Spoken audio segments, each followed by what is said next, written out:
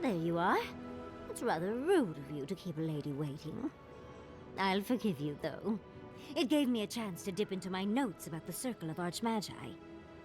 One does not simply waltz into an Archmage's domain unprepared. Tell me, dearie, how much do you know about Reengrim? Oh, lovely. Then you know what we're up against. Oh, her spells are legendary. The Circle of Archmagi are the most powerful magical beings in Aora. Whatever the reason, the fact that she's here at all is significant. Oh, Andra's titties, the Circle sent the Archmage of Terror. Oh, she's just brilliant.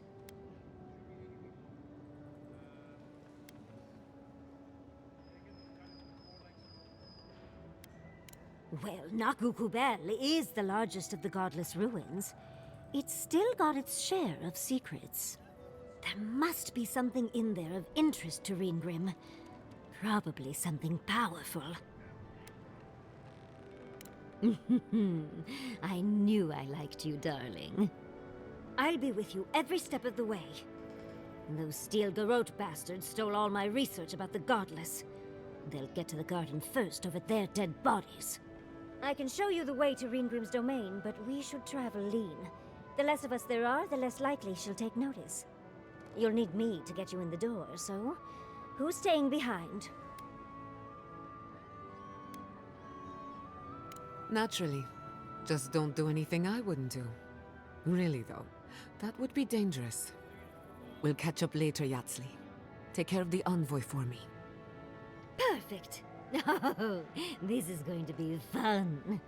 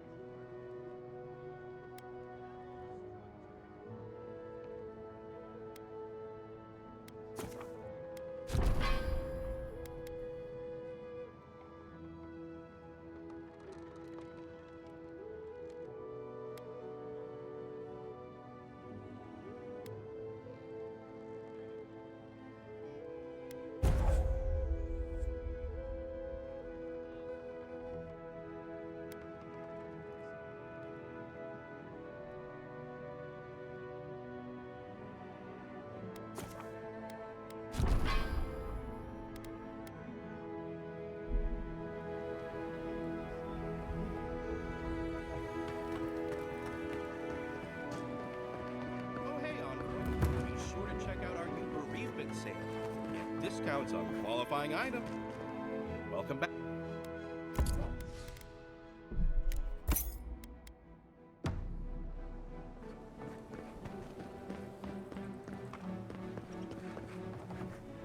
Oh!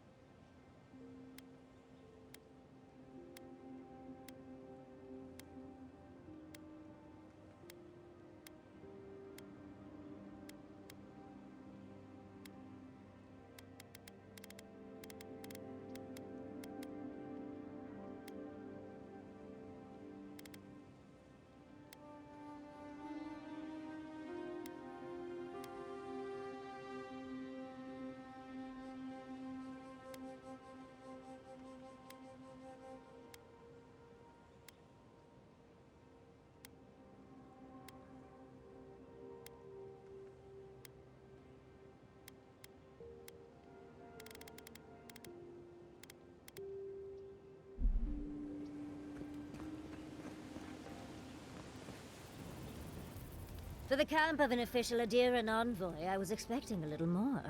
A proper bed, at least. But I suppose this will do for now.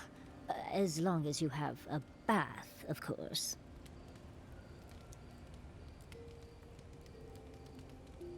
When the mood is right, I find I like everything. I'm going to write Quilici tonight. Make sure he misses me. But, as riveting as it is to complain about our accommodations, I imagine you have another topic in mind? Well, because I'm the foremost expert on the Godless, of course. So I must study their artifacts when I can. Unfortunately, it's been quite some time since I've met another who focused on the Godless as I do. And I imagine I'd be more knowledgeable on the subject than anyone else you could find. I've yet to be burned in a single flame trap, and I don't intend to start anytime soon. Fair guess, though. When I got my first grimoire as a child, I was trying out some of the fancy new spells I'd been given. I was attempting a simple illusion spell, but I must have slurred my words. The next thing I know, everything was on fire.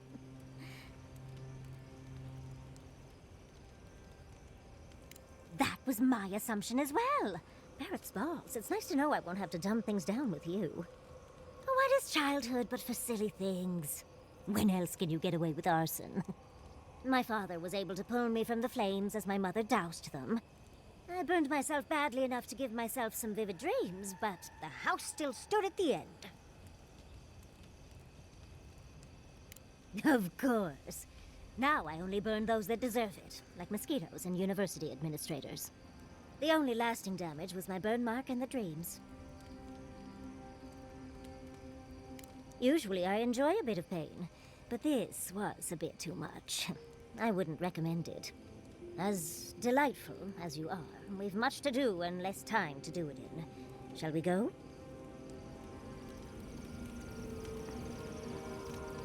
Oh. We need to discuss what happened in Emerald Stair, don't you think? I can't believe Fjord's gone. A city of scientists, attacked for no reason. I'm going to personally find every Steel Garrote asshole and turn them to ash. I can't believe we were able to get as many out of town as we were. It's hard to think of it like that when everyone's homes and laboratories are gone, but we were. At least we were able to get everyone to safety. Though with everything happening in Thirdborn, safe might be relative. At least I know Temerity will keep an eye on them. I think she knows what'll happen if she doesn't. Long enough that I trust her to do her best by everyone. You see, Emerald Stair has Naku Tedek. For a young and aspiring godless scholar, it was a godsend, if you'll forgive the pun. And, as a young at heart godless scholar, I've traveled outside the stair to other ruins. That's how I met Temerity. Thirdborn's close to Naku Kubel, and a girl's gotta eat sometime. Who says I did? I still go out often. I've catalogued many ruins, but there are always more. And coming home to a warm welcome is lovely. You should try it sometime, darling. Oh, part of it is my sparkling personality, of course, but a larger part of it is time. It's hard to hate someone when they drop by your lab with lunch after you've forgotten to eat again. It's so much easier to do when you're younger. Now, I enjoy eating and watching Quilici cook far too much. But our kitchen is gone now, so I'll have to wait far too long to properly see that side again. My mother always said that the way to a man's heart was through his stomach. Quilici and I got together the old-fashioned way, though. I saw a beautiful man across a smoky tavern. Then I dazzled him with my delightful personality. Then he showed me an abandoned ruin outside of town, and I was hooked. Are you joking? He's my mentor. Not to mention 1,000 years old. Oh, no. They're both handsome humans, of course. But Giada is like family to both Quilici and me. He taught her a lot of what he knows. She spent days in our home. Literal 26-hour days. I still can't quite believe that everything we've built is gone. A generation of work scattered to the wind. It makes you wonder how everything will turn out.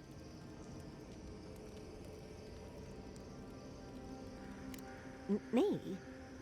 Well, I suppose that's an option. I'd need help, of course, but I'd at least ask for it. Huh. I'll think on it. Maybe it'd be a nice retirement plan for Quilici and me. Governor Yatsley. I like the sound of that. Thank you, Envoy. I feel a little less frazzled. I've got a lot to think on. Talk to you soon? Try not to have too much fun without me. How can I help, darling? We've been traveling together for a little while.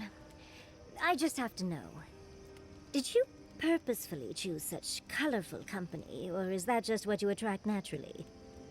I mean, I'm very clearly a delight, so it's obvious why you let me stick around. But Kai's hiding a lot behind that humor of his, isn't he? Thinking that that could be Quilici and me is... not something I want to think about. And Marius...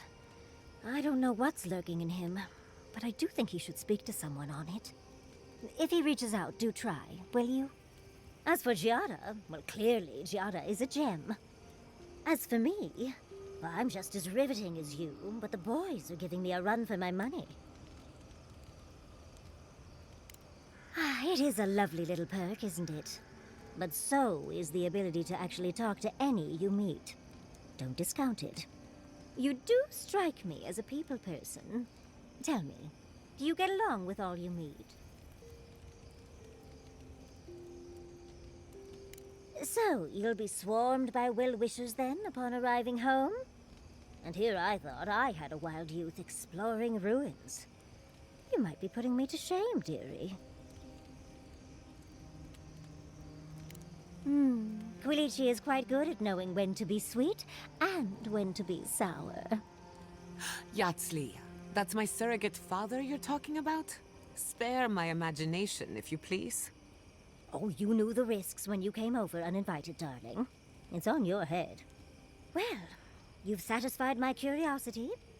You know, Envoy, we've traveled enough that I think I've gotten a handle on your style. Style of fighting, I mean. Your fashion sense is more... opaque. But listening to your incantations, they could use some tightening up. I could probably teach you a thing or two, if you're up for it. What do you say?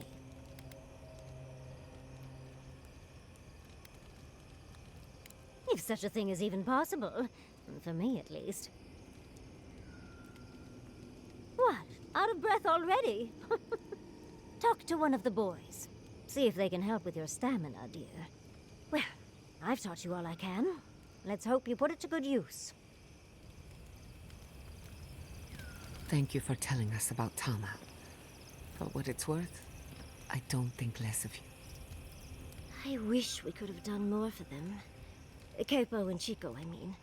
But if I were in his shoes, I hope I'd make the same choice. Though I'd like to pick a more fun way to die.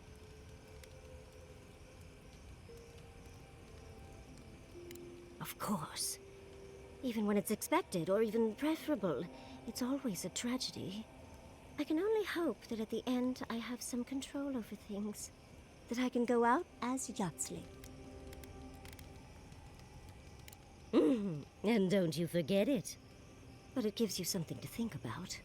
I mean, not everyone gets to come back like you did, Envoy. Well, that's all I had to say. I'll let you get back to whatever you were doing. Unless there's something else you want to chat about? How can I help, darling? These sudden changes in climate always mess with my coiffure. Does Adir have good fur maintenance products? Do you have a contact for that? Hard to keep up your routine when your home burns down, Envoy. And I'll remember that comment. Truly, just a good long brushing through all my fur alone would do wonders. I've got some time before we see Quilici again, at least. It'll give me time to find something to remind him of what he's missing.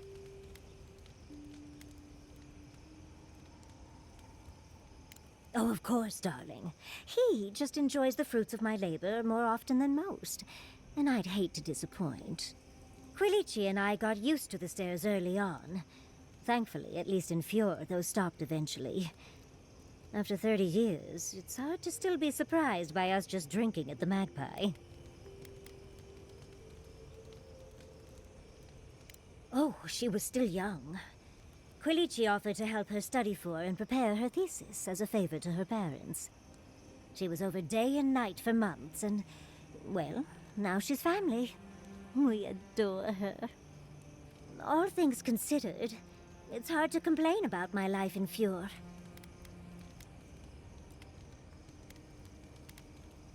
No, of course not. No one is perfect, but I forgive him many vices. Like, he sleeps with his socks on. If that's the worst you can think of, you've made out all right. You're too sweet. As much as I enjoy our little chats, dearie, we should really get going. Oh, but if you do end up finding any liniments, be sure to help a girl out. Well, I suppose you've earned that much. And I do enjoy rewarding tenacity. Though between your dreams and mine, it's a wonder anyone gets any sleep around here. You remember that I nearly burned my family home down when I was young? It was an accident, and I paid for it. My parents refused to buy me more spellbooks for years. Well, shortly after all that fuss, the dream began. It started at first with a fire, just flames crackling, and a feeling of safety. I thought it was a little weird, but nice. But then the dream kept coming back, night after night. I learned more every time. I saw that it was a fire in a hearth, and that hearth was in an old library. I assumed it was a library, at least, to explain why there were so many tablets lining the walls. A man after my own heart. In the library, there's just one person, but they're wearing a hood, so I never see their face. They do the same thing every night. They curl up in a chair by the fire, hold a tablet to their chest, and then the fear comes. The paralyzing, all-encompassing fear of something.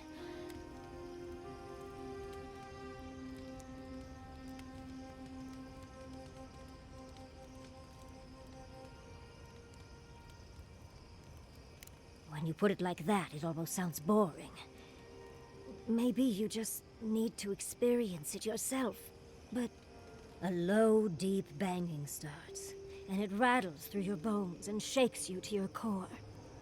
And it replaces the beat of your heart with this droning on and on and on until you forget every other sound you've ever heard.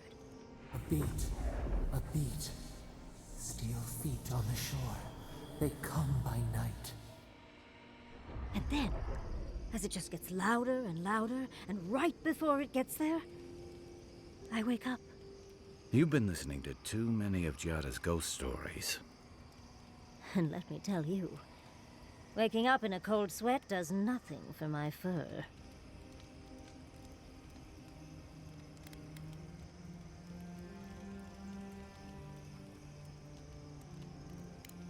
How sibilant.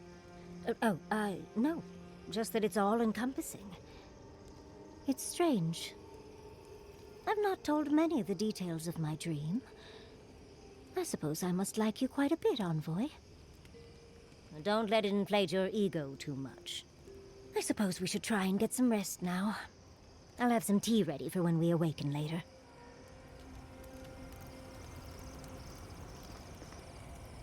Do you think those Adirans were onto something? Do you think they can really cure the Dream Scourge? You may be right. I just hope we made the right decision. You took the words right out of my mouth, Envoy. Now that the researchers can research, think of what we'll learn. A cure might sound far-fetched, but what if they find treatments for the Dream Scourge? And even other ailments? Oh, I can't wait to see how far they've come when we see them again. Well, that's all I had to say. I'll let you get back to whatever you were doing. Unless there's something else you want to chat about? How can I help, darling? Don't let the bedbugs bite. Listen, thank you for visiting Tama's memorial with me. I ran from that for so long. I never would have faced it without your help.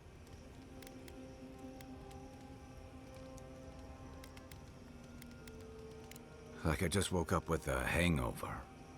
Every feeling, every memory I tried to keep a lid on is sloshing around, and I'm struggling to keep my balance. But I'm also remembering moments I hadn't let myself think on in a long time. Feeling a warmth I couldn't get close to.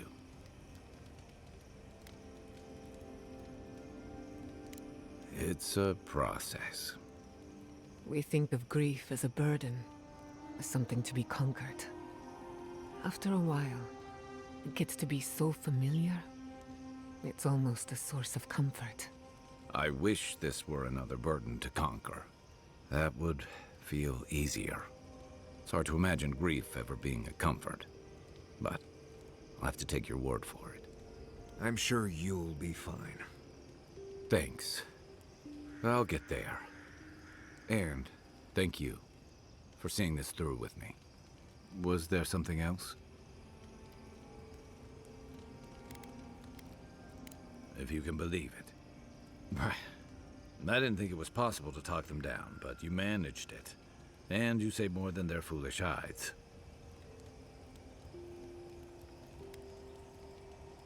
Those two fought for Rawatai in the Deadfire. They learned how to disrupt enemy movements and destroy supply lines. They'd have nipped and poked at your comrades at Eagle's Reach until Adir finally snapped back. At Thirdborn, most likely. All while the two of them remained secure and defended in their tower. Back in the rough country, they were part of the Rukapa, elite warriors in the service of the Ranganui himself. They were always intense, but I never would have thought they'd go that far. Yeah. The problem is, when you go looking, you're bound to find one. Thirdborn's under threat, but if loose cannons like them fire at everything that moves, they'll draw even more trouble to our walls. They lash out like cornered animals, giving the Steel Garrote a reason to fight back. Not that they need a reason. Still, better not to give them one.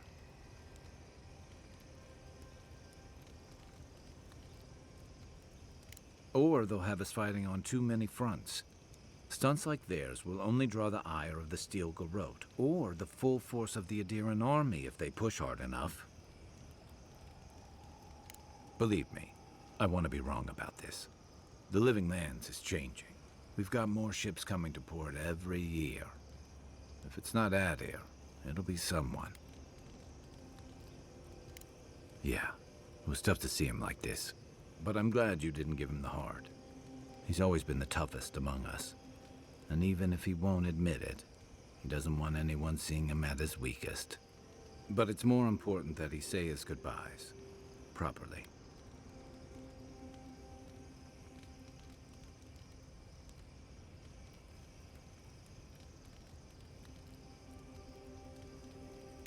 They would have taken it hard. I'm glad we could spare them that much. And about Capo's secret. I'm glad you shared the truth. I didn't think I would be. But after dealing with my past, it'd be a shame for the people who knew him best to miss such a big piece of him. It'll be a shock, but the people who knew Capo will come to terms with it, without forgetting the man they knew. I can take watch. I'll be up a while anyway. Hatoa and Hayako. An interesting pair. Despite their clumsy methods, they were just defending their community. I'm grateful that you showed restraint.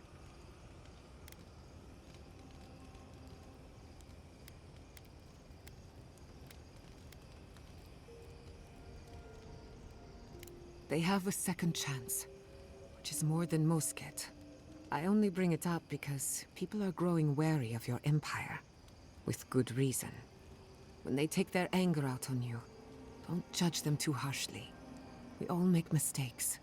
Anyway, just wanted to get that off my chest. If I must.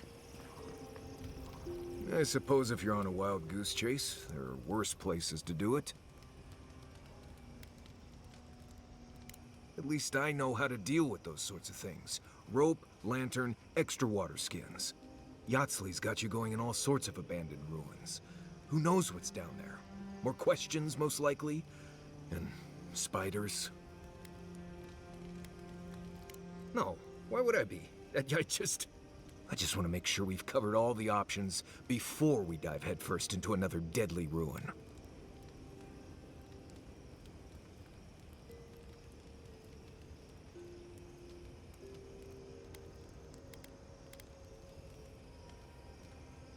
I'm sure we'll be fine.